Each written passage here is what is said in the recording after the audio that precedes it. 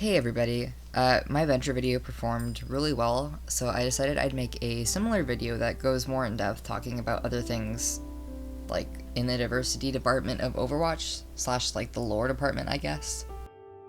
Elements of this video were inspired by or helped along by DaedricHealer, thank you so much. Please make sure to like and subscribe if you find that you're enjoying my content, it means a lot to me, and we just hit 300, which is very exciting. In this script I actually wrote, it'd be cool if we could reach 300 in the next few weeks, but luckily for me, I'm good at posting inflammatory content, so we got there anyways.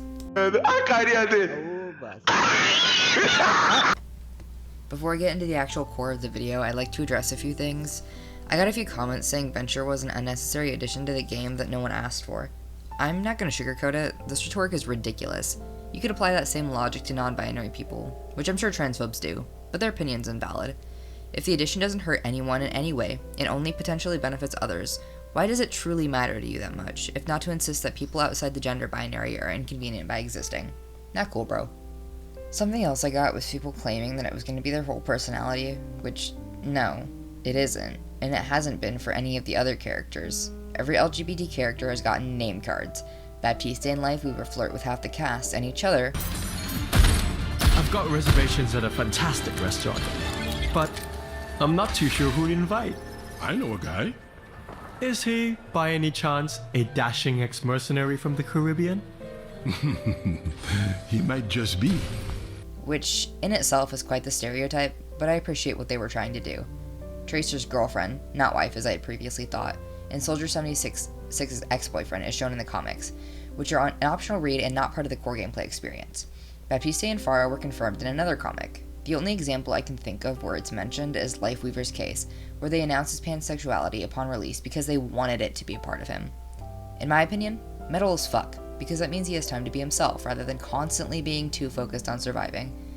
I'm almost jealous. My TLDR on this? Who does it hurt if someone likes to talk about being queer? If it makes you uncomfortable, maybe you need to do some self-reflection. Anyways, to get to the actual point of this video, what could Overwatch do to appeal to a wider demographic, to add more depth to the lore? Before anything else, I want to say that yes, I know this is not, and probably shouldn't be, Blizzard's first priority. They should fix their game and their company. This is all theoretical, a universe in which Overwatch is perfect and only focused on lore and the story, and not only focused on what could make them the most money. Right, now that we've got all the disclaimers that people will inevitably ignore in favor of leaving stupid comments, let's discuss. I, personally, would love to see more disability in Overwatch. We have amputees like Junkrat, Symmetra, and Cassidy, as well as Reinhardt being blind in one eye, which is a great start. I do like to see how casual Blizzard treats it, however, I think it would be comforting to see some struggles. Losing a limb is not an easy thing, physically or emotionally. Lots of amputees feel phantom pains or other pains related to prosthetics, and I cannot begin to imagine the emotional toll. Speaking of Reinhardt, I'd love to see a blind or deaf character. There doesn't need to be any in-game effects, although I suppose it could be an interesting challenge. It could be a step towards destigmatizing such disabilities. Deafness and blindness do not need to be a total loss of sense either. Some people are hard of hearing or sight, some are only half deaf or blind, etc. It's certainly not black and white, and is a spectrum. For example, I like to imagine Junkrat as hard of hearing because he spends his entire time blowing stuff up. It explains why he may yell because he's unaware of it. Overwatch making this true wouldn't affect the game, but if they decided to add little things here and there, I'm sure hard of hearing people would feel seen, because there's not a lot of physical disability displayed in most video games, and sometimes it's enough to make someone's day. Even in Kiriko's animatic, she used a sign language to talk to Akari. It made me smile, and I'm not part of the deaf community. I would love to see more sign language in-game, too, and while I know that realistically Blizzard would never put in enough effort, I think voice lines that have accompanying animations could be a great start. It would earn them more money if we're speaking technically, because I know that a lot more people would be inclined to buy voice lines. So it's only beneficial, though I'm sure their small indie company team wouldn't dare take on such a complicated project. This next section was made by Daedric, so yeah, enjoy. Now before I go on, I want to say thank you for Silvoy for talking about potential topics Overwatch devs could expand upon within their characters. Starting off, the first topic I would want the Overwatch devs to expand upon is Kiriko's knowledge of sign language. As mentioned earlier in Kiriko's animated trailer, there's a scene where Kiriko and Mr. Yoshita's niece were communicating via sign language, which was very sweet for the devs to do.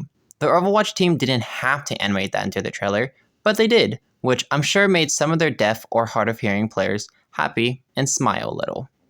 But after watching that trailer and hopping into Overwatch and playing Kiriko after a while, you realize that Kiriko's knowledge for sign language really just isn't there. Which kind of sucks because in most gaming spaces, you don't really see many characters nor topics discussed in terms of being deaf or hard of hearing. Well, aside some good pizza, great pizza, but you get the idea. I just think that it would be cool if the Overwatch devs added in some sort of small detail where instead of Kiriko just saying thank you, sorry, or acknowledge, she could maybe also sign it out as well.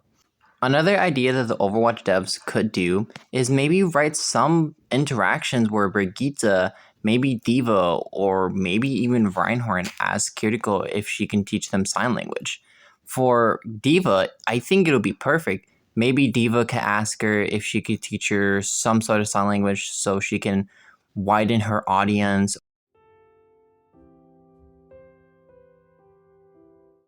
Or maybe Brigitte asking Kiriko if she could teach her and Reinhardt some sign language after the mission because he's been having some difficulties of hearing recently.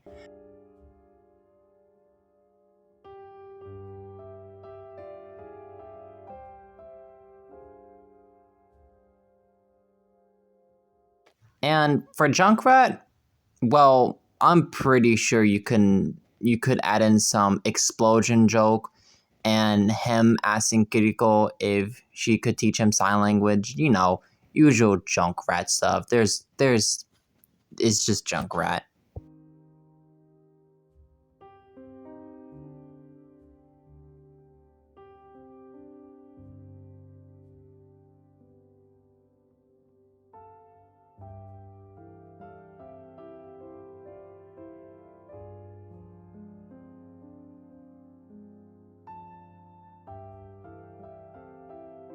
Oh, also, before I forget, I'm hoping that eventually the Overwatch devs will add some more settings for deaf players. Because as of right now, there really isn't much options. The only thing you can really do is ping or put subtitles on. And even then, that doesn't really help much when there's so many things in the way for Overwatch and so many chaotic stuff that it's kind of hard to keep track of one thing. And also, don't forget the amount of voice lines that the Overwatch devs put in for their characters. While yes, again, is very helpful, it is difficult for more deaf or hard of hearing players to notice because, again, it's difficult for them to hear that stuff. So to make a long story short, hopefully the Overwatch devs will expand upon Kiriko's knowledge around sign language, via being hero interactions, small details like Kiriko signing out, thank you, sorry, or acknowledge, and hopefully, in the near future, adding settings for deaf players to play with in case they may have hard of hearing or they can't hear at all. And before I go, I did want to say thank you Sovoy for allowing me to have a speaking part within the video.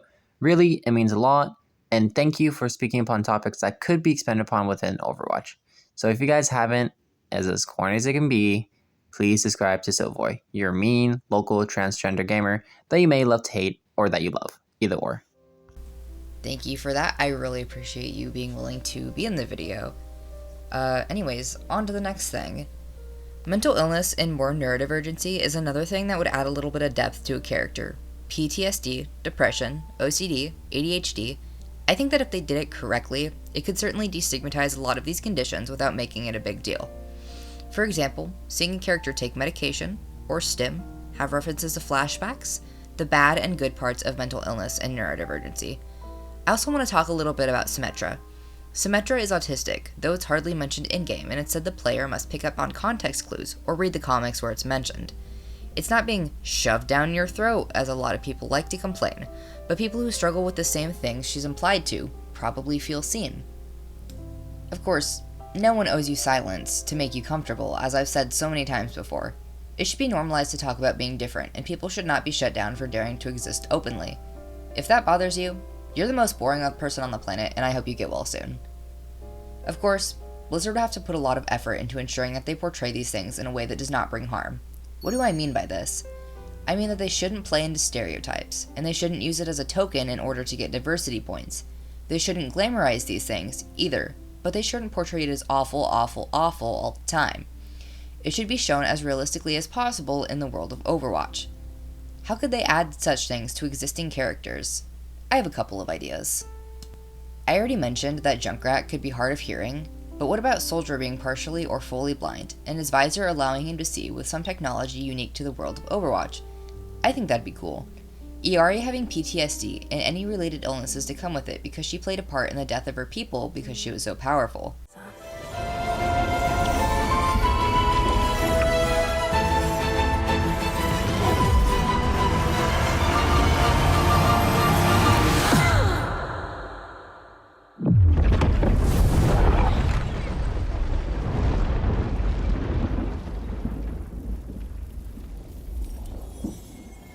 There are days I will always remember.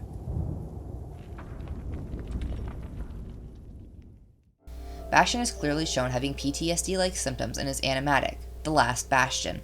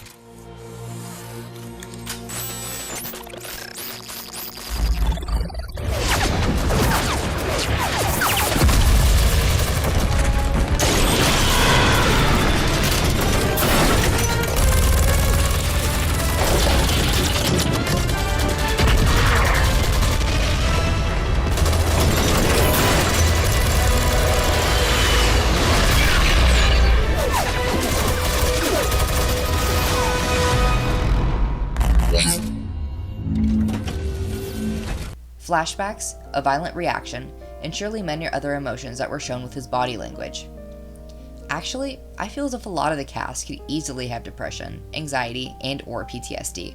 Depression does not discriminate with its victims, despite some being more predisposed to it. So I could name any character and say they have depression, and you couldn't really prove me wrong. Symmetra is confirmed to be autistic, but I would love to see more. Lucio would be a stereotypical example of someone with ADHD, but I think I wouldn't mind so much, as someone diagnosed with it. Of course, I don't speak for everyone. May could have OCD or other compulsive behavior, like the need to over-explain, apologize, or struggle with repetition. Of course, these are all very basic examples, without much depth to the explanation. Actually, that gives me an idea of breaking these down into separate videos. Only because I know these issues are more complex than I'm portraying here. So, those are my thoughts on additional lore pieces that Overwatch could mess around with. You should totally subscribe and like. Thank you so much for watching.